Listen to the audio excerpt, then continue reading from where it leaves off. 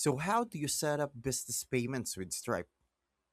First, go to stripe.com using your browser, click Start Now, and create account with your email.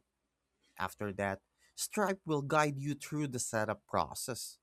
You'll be asked for your business number, business type, your website or product description, your business address and phone number, and your bank account details so you can receive payouts.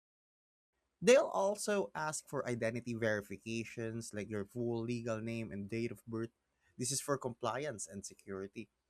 Once you're inside the dashboard, you can create payment links, invoices, or integrate Stripe directly into your website. If you're using platforms like Shopify or other website builders, you can just connect Stripe in the payment settings. No heavy coding needed. That's it.